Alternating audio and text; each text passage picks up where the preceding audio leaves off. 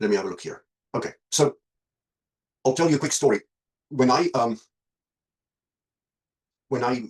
moved to Canada, that I decided that it's the first time in my life that I'm not employed, and I'm willfully unemployed. I decided to let go of my previous job, and initially there was quite a sense of freedom. I thought I'll spend the first month just traveling a little bit, exploring, situating my young family, and take it easy, and then I'll start job searching. Well, that didn't last for very long. Within about a week, I was so nervous because I landed here and immediately you're poor, right, with the exchange rate and all the costs, and daycare for my daughter. I remember the incredible expense and buying basic furniture and so on. So I saw my bank account starting to run empty, and I thought I better jump. And within a week, this is what my world looked like. I knew that I needed to get myself visible. And I realized that the more people I can have conversations with, the better. Like if people don't know that you're there, they would also not consider you as potential talent. So the more people that know about me, the more others will know about me. So my goal, of course, in the beginning was I wanted to get some formal job interviews. And I know that it remains everybody's goal. You want to get that interview so you can get that job. But I can tell you now that that is not where things started for me. One thing that I did was I joined a professional association. So people who were part of the industry that I was interested in targeting. In that case, it was pharmaceutical sales. So I joined some get-togethers and so on. These days, that happens in the form of interest groups on LinkedIn. I'll talk about interest groups a little bit later on, but they are very, very valuable. Secondly, not because I wanted a job, but just because I wanted to learn a little bit and figure out how Canadians think and how they talk and so on, I did some volunteering. People make the mistake to think that you get a volunteering job so that you can get a promotion into a real job. That is really not normally how volunteering works here. I'll tell you how volunteering worked for me. I did some volunteering at a food kitchen, sort of a soup kitchen, close to where I live. And at this volunteering event, I met a really friendly person, a lady whose husband was extremely well connected. He was a managing director at a large firm.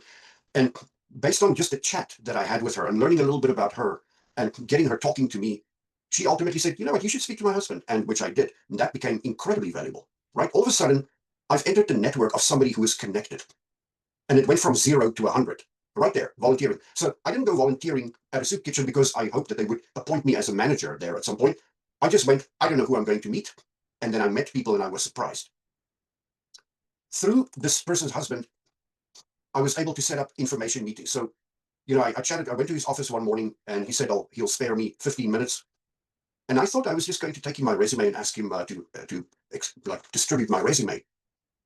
But in the conversation with him, he said to me, I think you need to meet this person. Like, I can't help you get a job, but I can put you in touch with people that are more aligned with the kind of work that you do. So take this guy's number. I'll let him know that he can expect a call from you. So, and there I set up my first information meeting with somebody in my industry. And that information meeting, ultimately, I could pick the guy's brain. I bought him probably 3 cups of coffee in a row at a Starbucks. And ultimately, that led to my first formal job interview. But we had a very robust conversation. And actually, I never asked him once whether he can get me an interview. I just asked him, who do you think I should talk to? And then, it picked his brain a little bit and he went, well, I don't think you should speak to this person. Maybe that person, I'm not sure. I'll reach out to them and so forth. But my information meeting with that person ultimately helped me to interview like a much more informed individual, right? Because I came from the South African pharma industry. I wanted to work in the Canadian pharma industry. They operate differently. They really do. There are different rules, there are different laws, there are different best practices, tools, etc., etc.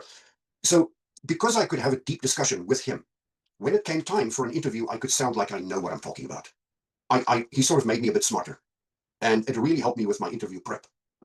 Now, of course, other things I did was I went directly to recruiting agencies. You should. And I went to job fairs. And I actually printed myself a stack of little business cards.